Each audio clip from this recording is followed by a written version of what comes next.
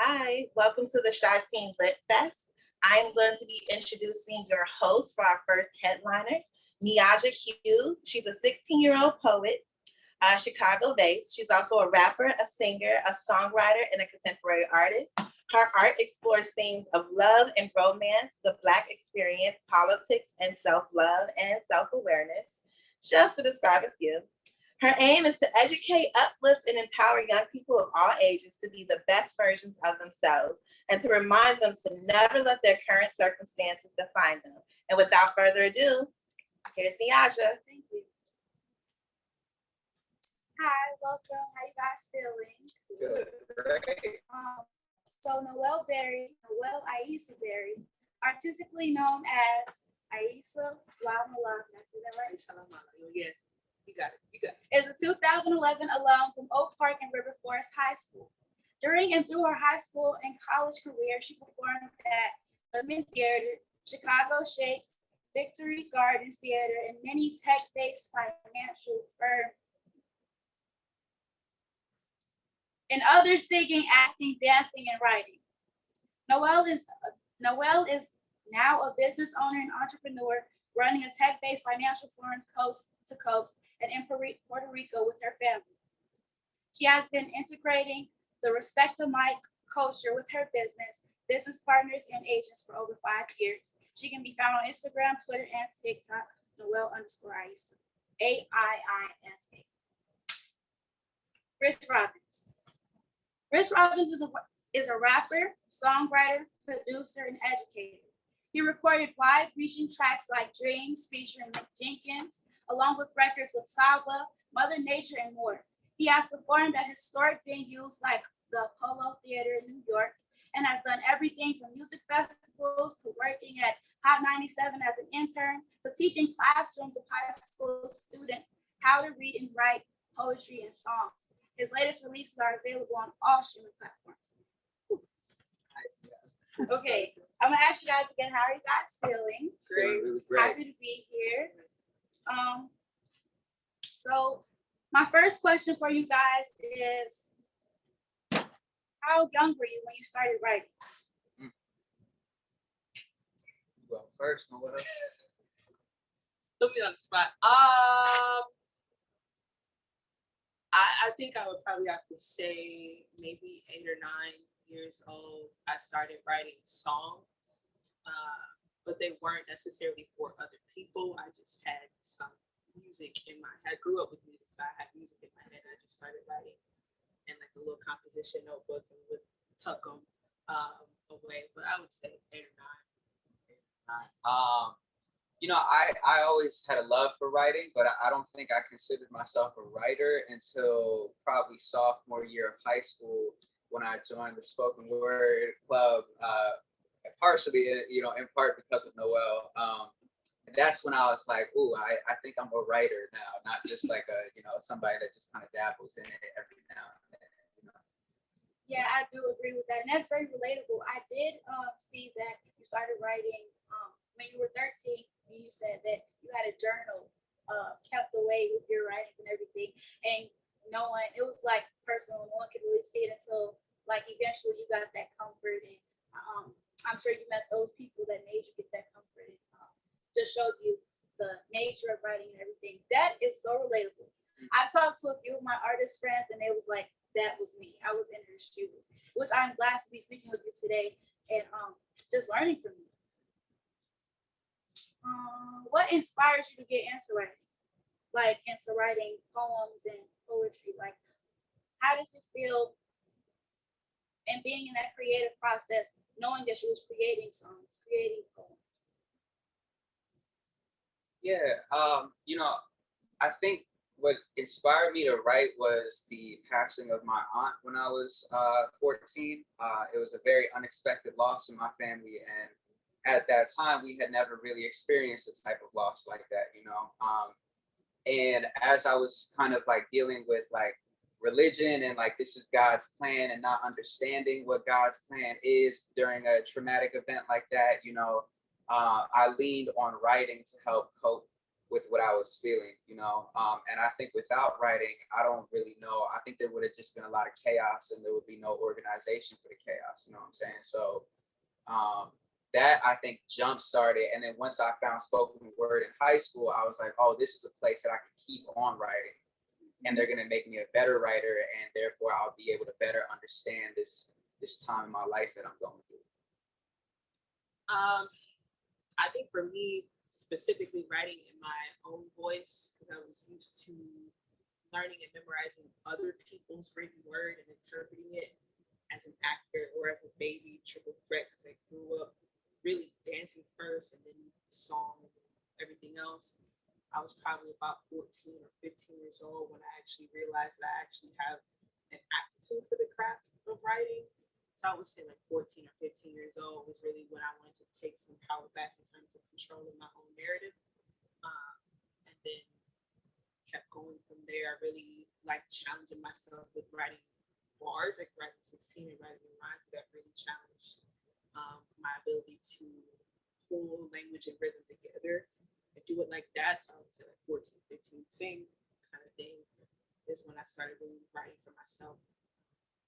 Okay, now my next question is, where do you get inspiration for the work that you do, and how do you like stay motivated to keep continuing writing? That is a good question. I wish there was like a guide on how to stay motivated, you know. But I think what I've tried to challenge myself to understand is that in terms of like music, right? Like there really is music all around us. We just kind of have to open up our minds and our hearts to hear it all. You know what I'm saying? Like the train is like, it's a song, you know, like the noise that it makes, and when it breaks, it's a different instrument than when it's like starting up, you know. The same thing with like people talking and like the sound of like squeaks on like a basketball court, you know. So like learning how to just like put all that together, like that's constant motivation. You know, like even when I feel like I can't write anything, there's still all this sound that's around me. And if I have like a really closed mind, then I'm just not going to be able to experience it the way that it's meant for me to, experience it. But so I would say that's like the long answer. The short answer I think is I watch a lot of anime, and that like that keeps me really inspired, because anime is all about like the underdog, like, you know, overcoming a big obstacle.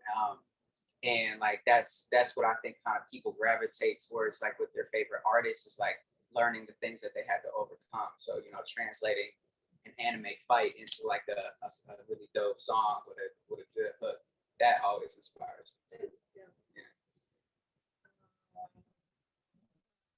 Like to say ditto to the anime. I think now that I'm older, I have found one through discipline, like self-discipline. I have found pockets of time where I'm like, I probably should be writing. Like I carry a notepad of some kind everywhere I go.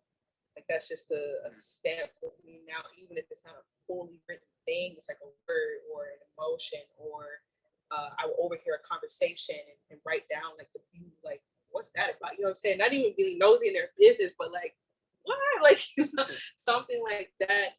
And then just being grateful again, like ditto to the soundscape of what's around us. You know what I'm saying? Like I can experience this sound.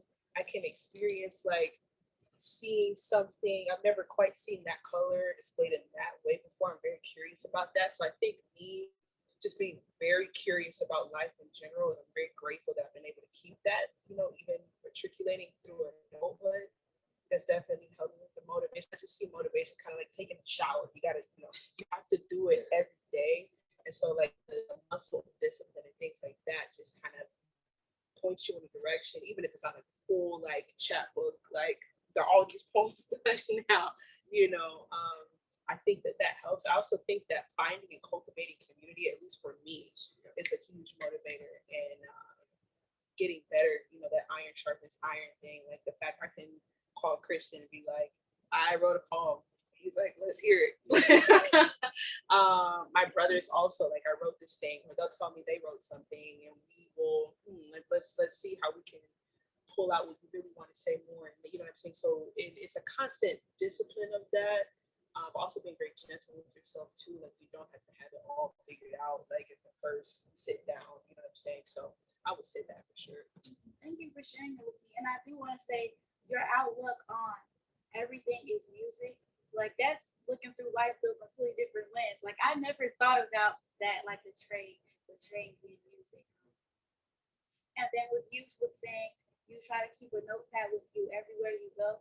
I tell my friends if I have like over 500 something notes, I will write down a word, I will write down a line from a movie, a lyric, a color, like, and even as like an artist or just as an individual, like it's great to always be learning. And even like you were saying, it doesn't even have to be a poem, it could be a few sentences. It's like we can, as an artist or like as a wordsmith, whatever you want to call it, we can, the color can be pink and we will show you that it's blue. Yeah, facts. Yeah. So that's amazing. That's very relatable, and it's good, like you said, to have a community around you, artists as well, or just motivated and disciplined people who are willing to listen, who are willing to ask each other, and y'all can just uplift each other. Mm-hmm. What topics do you favor writing about? So I was gonna say what topics do you like most likely write about, but I already know because I've done my research on you guys. But what topics do you like feel the most comfortable? Like, yeah, I got this. Like, listen.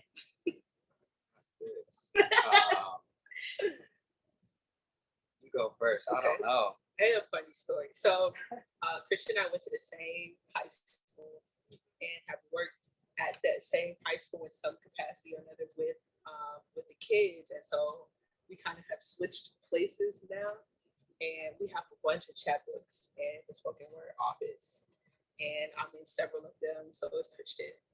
And so one of my students asked me the literal same question: what did I find myself writing the most about at that age? So when I was 16. And so I went through the chapbooks, and I'm like, dang, like it was just hot. Like, so back then it was really like a lot about like love and connection and things like that, which I find hilarious because now I think I write more about reconciling a lot of those things. Like I write a lot about kind of the very raw emotion of what that was now several years removed from it, and I can look at it through a different lens and really be very compassionate to that 16-year-old. As much as I poke fun at myself all the time, I just think it's helping to do that, but just to do it in a very compassionate and gentle way. So I think now I write about things I can't necessarily say in a boardroom, but there's not much I can't say in a boardroom, but things I can't necessarily say or in that way. I write about that now.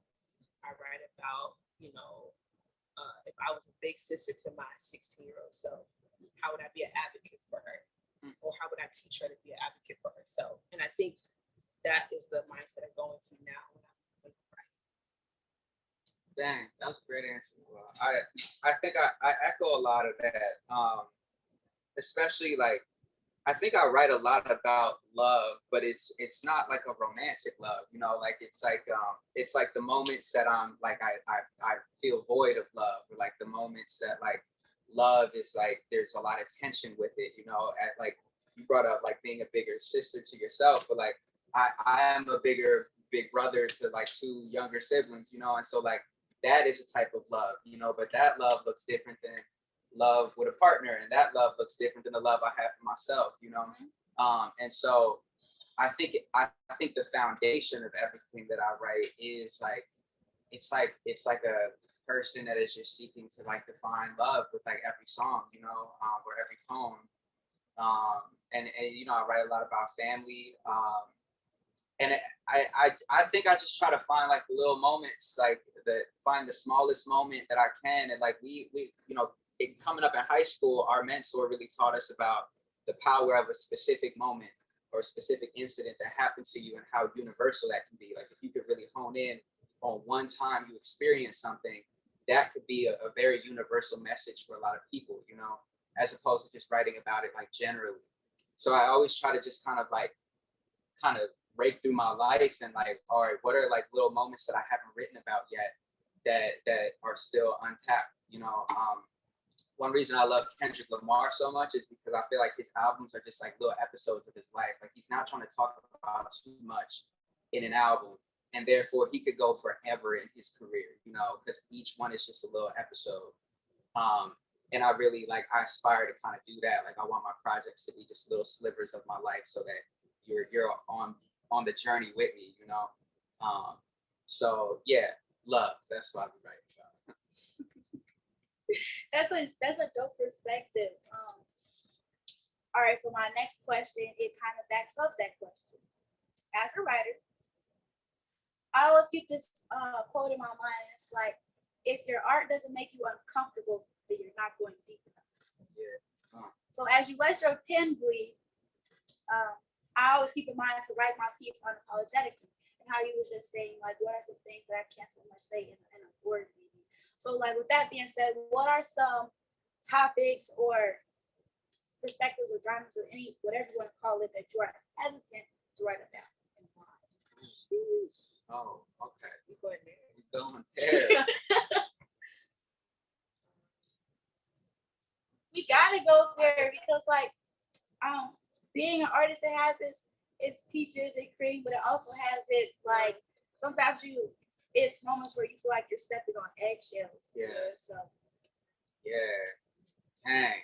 What a tough question. it's not even stepping on eggshells as of like protecting what you say because of the audience. Also, it has to do with your comfortability as well. Absolutely. You know, I don't think that there's any topic that I'm hesitant to write about. I think where the challenge comes for me is how to deliver it to the audience. Like I love singing. I don't have the best singing voice, you know, but like I love it so much, and I've worked so hard at trying to get more comfortable. Like I could rap in front of an audience easy, like that's fine, you know. But like, can I write like I want to like sing a ballad in front of an audience and like just tap into that side of me that I've always really loved, but been too scared to like show in front of people, you know. And I think like today, us speaking is like I'm more confident in it than I've ever been before, you know. So it's like for me, I guess it's less about a topic and more about like just like I want to just push my voice in a way that I've never done it and not be as scared to do it in front of people. You know? I'm chewing on this question. This steak type question. Yeah. You know? Yeah. Well, I'll say this. So I, especially when I was younger, was extremely shy. Like, did not like being observed, did not like attention on me. And so speaking about anything I really felt was a challenge. Like it's probably one of the reasons why dance for me was so freeing, because I didn't have to speak, but I could still convey. It's kind of like if the words themselves weren't big enough, I could have my body take up the same space. So when I was confronted with writing, it challenged me in that way. And I literally just wrote a few months ago a list of things that I've never written about. Ever. Like in any of my writing, published or not, I just wrote a straight down list of things that I've never written about. And really was just like, well, why not? Because it's not like I'm scared to talk about it, like in an intimate setting. We've had plenty of like real life conversations where I'm like, no, let's go ahead and go there. But I think that things like there's a speaking that we briefly touched on respect the mic in our intros, but there's a poem written by Asia Calcagno, who both of us know, and her writing process, because of her writing process, really forced me to write things that I'm scared of. And it's not much that I'm scared of, just because my life, I just have experienced, I guess, a lot in a short amount of years. So it's not much that I really am fearful of. But I think things like being a woman of color and dealing with law enforcement still scares me, because I see that those two things, for whatever reason, when you put them together, I always get the short end of the stick. And like having to explain if I'm in a situation where, for example, I'm needing assistance and the person who's supposed to come help me ends up being my murder. Like that's a reality, you know what I'm saying? And so I know that I'm not the only person that feels that way. And so in those kinds of things, I work with myself to feel like, are we cool enough to start writing about this? And then again, it's like being an advocate, if anything else, and making it less about me during the writing process and more about what does this, what is me writing this, what is this going to then promote anything? So I think it's always cool, like to have like a journal where it's just kind of you know, so if you have a prayer journal or whatever, like it's just you and you, or you and this right here. But then when you're writing something to share, it's like this could potentially spark something. So I now have to be responsible in my approach to it. So I think that list of things that I've never touched in my writing was eye-opening for me. Because it's like, well, why have to be written about it? We can talk about it, with anybody. Why haven't we actually written about it? So yeah, I think it's just that my still, there's a part of me that is still very shy, that doesn't like to be observed, would rather just be to myself, you know what I mean? Yeah. So but I honor who she is as well. I never make her feel some type of way because she's like that. There's a lot of dope stuff about that introverted part of myself that I rely on when I speak in front of people. My ability to be extremely empathetic, my ability to really read emotion or intuit certain things that most people don't pick up on. So I honor that part of myself as well. So I would say that list really was an eye opener for me, for sure. That's dope. Why not? Go. What comes to mind when you start writing? Like, do you have a focal point? Do you just jot down brainstorms and you go with the idea, like let's get to it, or do you like have quotes and put pieces together? Like, what is your writing creative process look like for you? I don't know about you. It's always different for me. I don't really have like one type of process. Like sometimes it really is like I'll have the verse before I have any type of instrument sound or anything.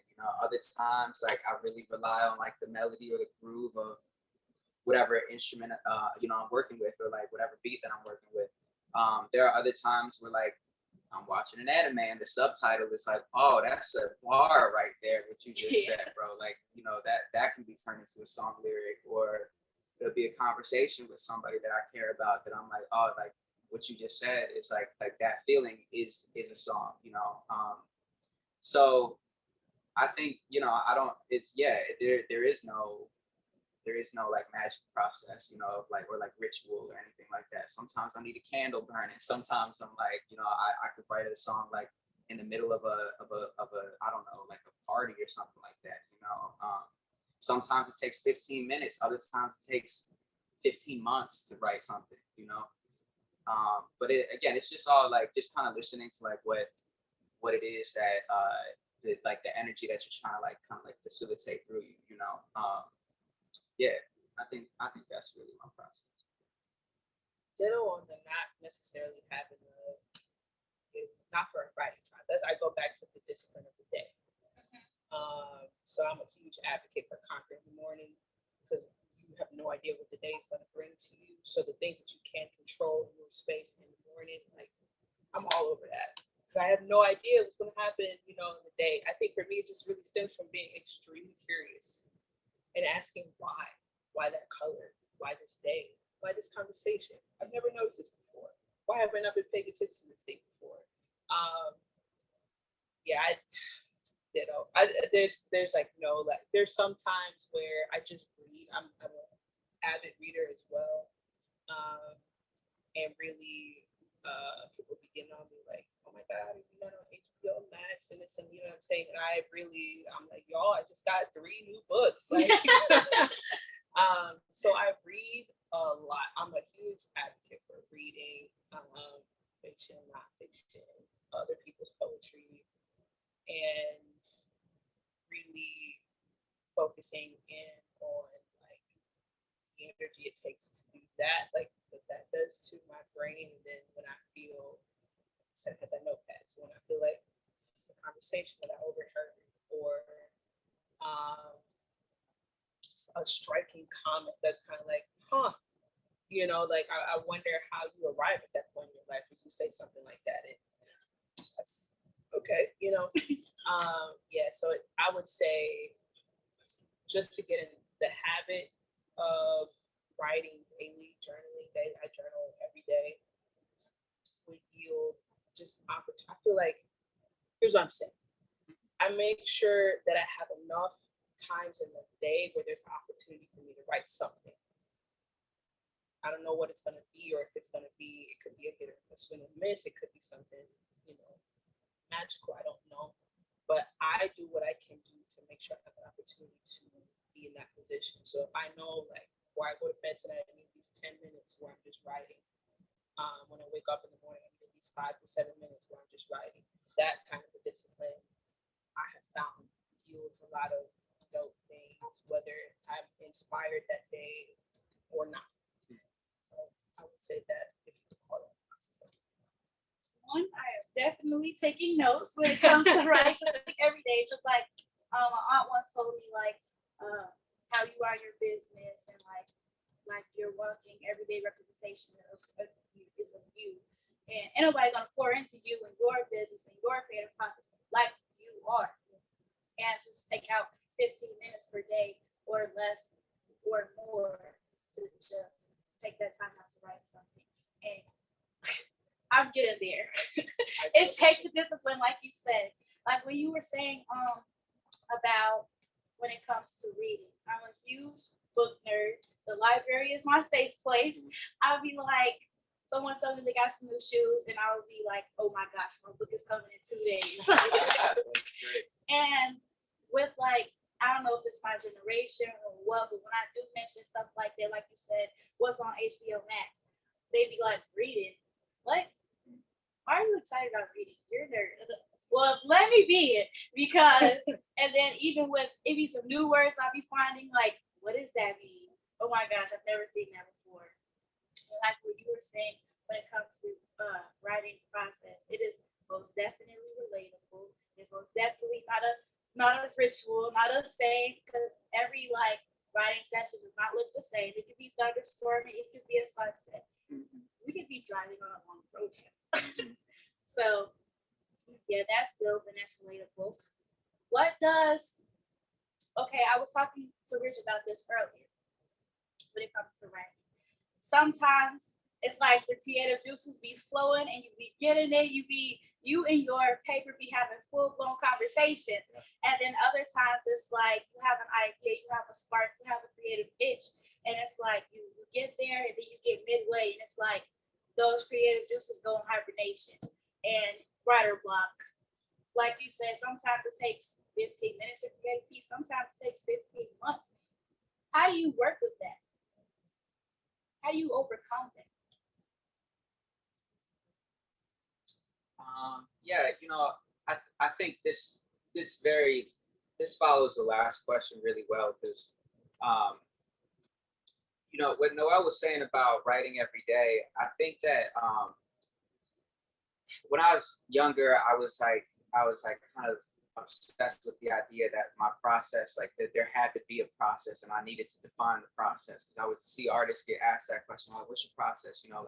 And they would always have an answer and stuff. But then as I got older, I think I got more comfortable with like, nobody knows what's going on, So like, but that's the answer though, the answer is that there is no answer. You just got to be comfortable with that, right? And so with writer's block, I don't think that writer's block is a thing to fight. I think that it's you got to welcome it.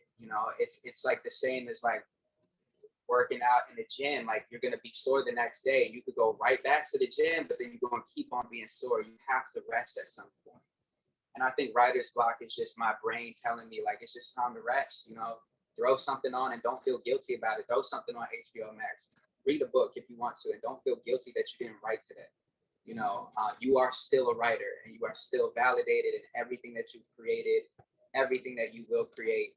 Just because you didn't write today doesn't mean anything, that you are less of anything that you are. And that is a part of the process, just as much as actually creating something. And so I think that's what I do when I have writer's block. I'm like, word, that just means I wasn't meant to write what I thought I was going to write today. And I got to pull back that expectation that I had of today, you know. And the same thing applies to people, right? Like, you got these high expectations for people, and then sometimes they meet them and sometimes they don't. That doesn't mean that they are a bad person or anything less about them. It's just, I had this internal thing about you, and now I got to reinvent that, you know, or like kind of like set that bar again. So same thing goes for myself. Dang, I thought I was going to write a hit today, and I didn't. That's okay. You know, throw on a movie, throw on a video game, and tomorrow you get back at it. Yeah, it's a balance. Like my mom tells me when I do become inundated or frustrated because I have a dope idea. I have it all thought out. But when it comes to writing, it's like, where are my words when I need them? And she will tell me like, oh, it's okay, like take a break, come back to it later, go do something else. That is something that needs to be said, and that's something that needs to be heard, because it can be very like, it's a word that I'm looking for. It can be very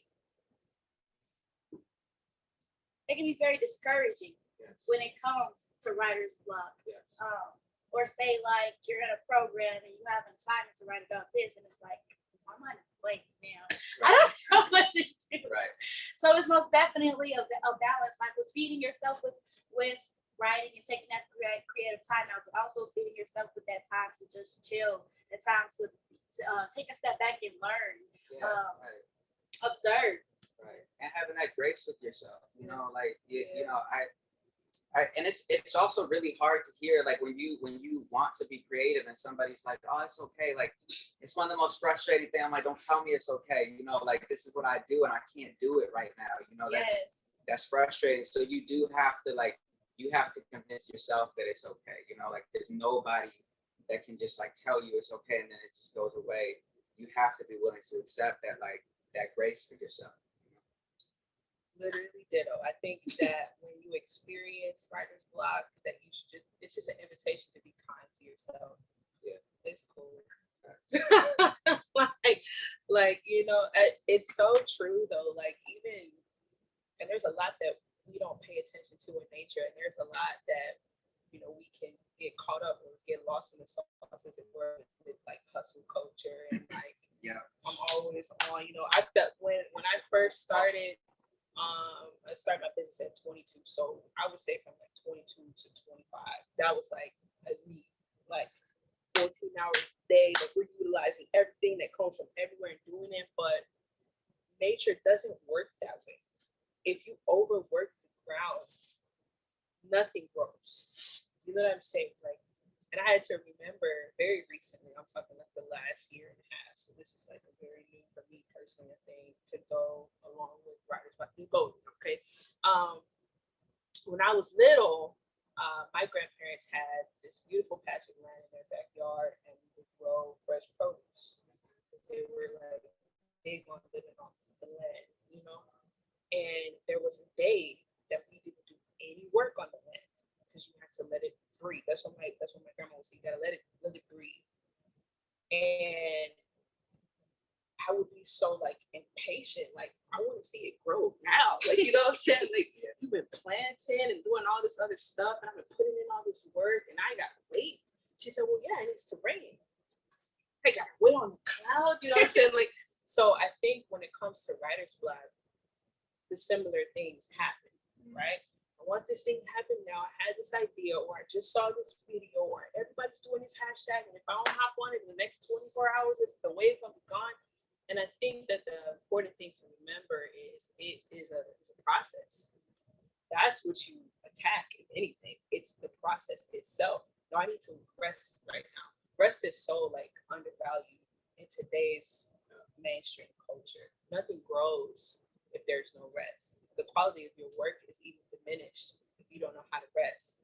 And like, it's a coveted thing now, because now people are so high strung. Like, I want to sleep, but I can't. Well, for the past 5 years, bro, you've been like, you've been going crazy, you know?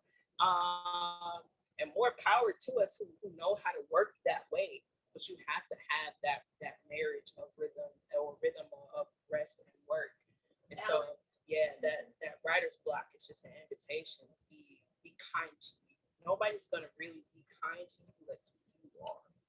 think your aunt said something early in our conversation about that. Like, it's really about taking that invitation and just be very kind to yourself and discovering, like, what do I really like to do outside of doing this thing? Because obviously, like being creative, but what do I really like to do? You know what I'm saying? Like, and then you find all sorts of things out about yourself. You know what I'm saying? You find, different things to help you grow through that process, whether it's going to the gym or, you know what I'm saying, taking a pottery class or making rugs or customing some sneakers or just bird watching or people. I don't know. Like there's a million different things that you can do. But I think that writer's block is definitely an invitation to just be kind to yourself and chill. It is most definitely an internal struggle with having grace with yourself and accepting and welcoming it. Because if someone mentions writer's block, I'm like, don't even say it. Don't even invite that spirit. Don't even make me think about it, because if I can't write, we got a problem. No problem. Yeah. I So, feel it. a sidetrack away from writing, what are some things that you guys like to do in your free time? Like, what's some things about yourselves that evolves outside of this writing career? I got a lot of stuff that we do outside of Go this. for it.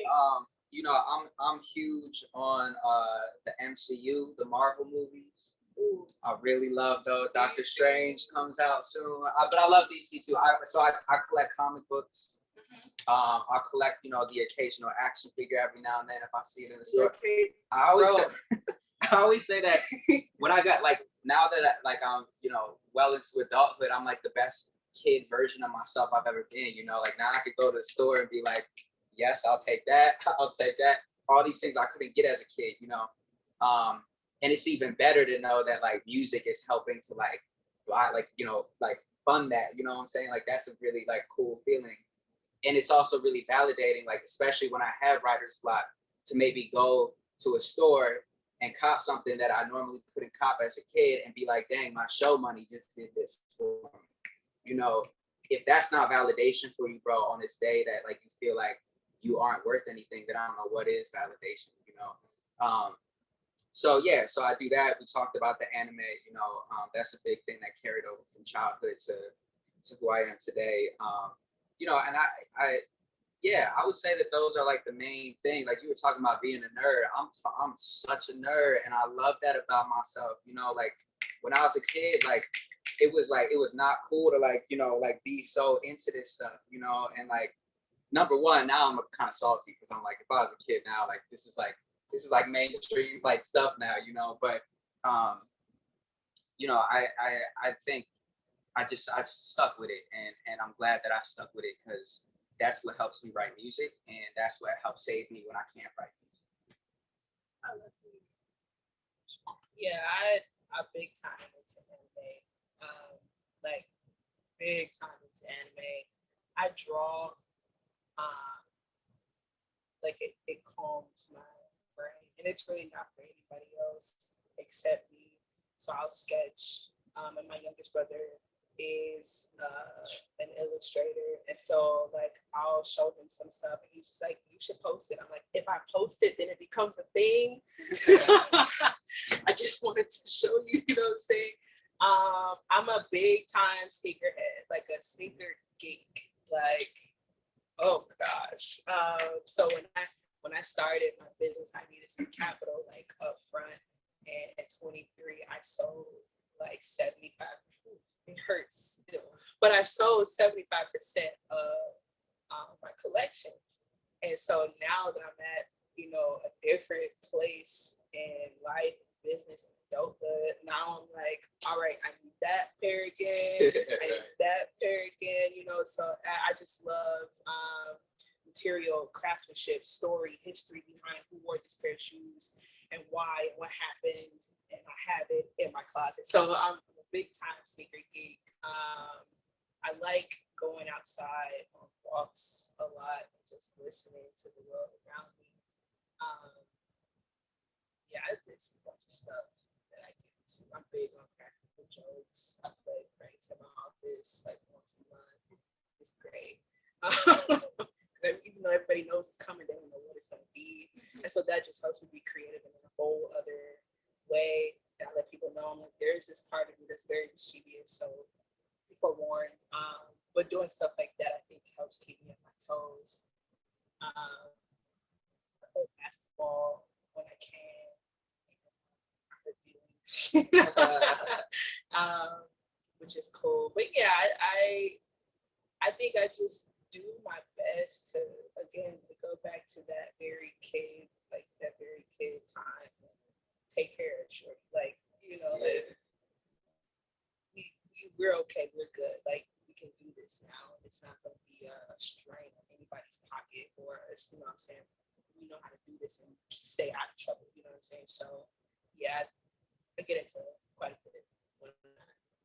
There was a like the other day I walked into my room and I was looking around and I was like, dang, the kid version of me, if he walked into this room, would be like geeking out right now, you know, like candy store. And I don't appreciate that enough, you know, like I got all my figures lined up and like displayed how I want them, and I got like, you know, like newspapers of like articles and interviews that I've done like around the room, and like my sneaker collection, like, you know, it's on the rack too, you know, and like all the, you know, clothes and stuff, and like it's things that I take for granted a lot, but I know like the little kid version of me will walk in and be like, bro, this is what we did, you know, and so like, you know, my dad also is like really big on like, you know, like the older he gets, the more he's like, if I pass today, like I'm really happy with what I did in my life, you know, and like I think I'm kind of like starting to come around to that, you know, like especially just appreciating how fragile life is, just like looking around and being like, all right, you know, like I'm really proud of everything that I've built, you know, and I think every day I just want to keep on nurturing that and just being like, yeah, today, like, no matter what I did, I'm proud, like I added to the legacy a little bit today, you know. I really do. How do those personal identities like incorporate or like influence the way you work or impact the work you do?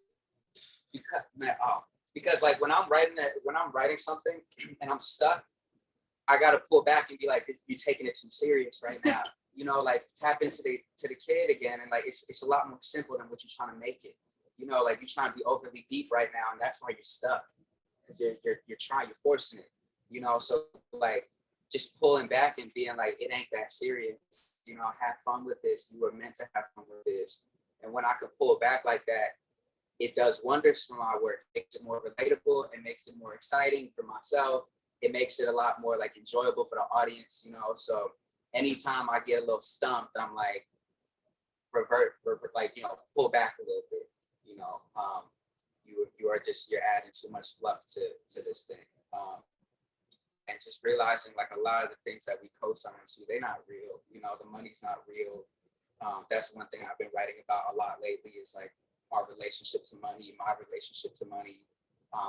It's like this man-made thing. I think going to a different country helped me realize a lot of things that like we co-sign to also, you know. So like I'm curious how that trip is gonna translate to my music. It hasn't sunk in quite yet, you know, but so yeah, that's how I think what we were just talking about applies to what I do now. Yeah.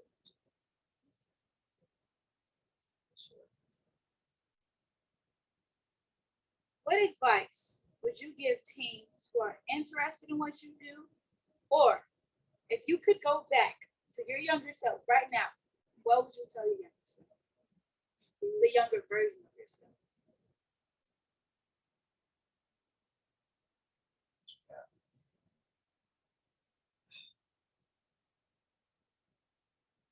Go for it. Like, believe in yourself to the fullest and just go for it. Like, there is no limit. It really doesn't exist. There's a book called The Obstacle is the Way, which I really love, but I think that's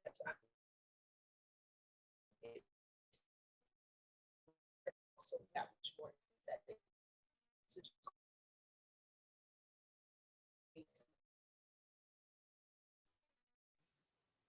be growing up, it was difficult because I always thought about everything very differently than my parents, and it could be a struggle. Obviously, you have people that you look up to, but y'all very early on are butting heads about how to accomplish certain things. But I would say to anybody 14, 15, 16 years old, if you have something that you can't shake in your mind that you're supposed to be doing, go for it. And I mean, yes, take guidance from your elders, of course, but stay true and honor yourself and honor that thing that you can't shake, because a lot of times what you see, it really ain't meant for nobody else to see until you do it. Yeah. So you gotta be committed to staying true to yourself, being authentically yourself, and working to show and display your highest self, because that's really all we're doing. We're just really becoming who we really are. And I won't assign an age to it. I don't know how much time I have left on the planet. But in that beautiful unfolding, how would you say do it? Advice to younger artists, I would say drink a lot of water. All right, Stay hydrated. Stay hydrated every day. And work on finding what brings you to a sense of peace and a place of peace. And your peace does not have to interrupt anybody else's peace. I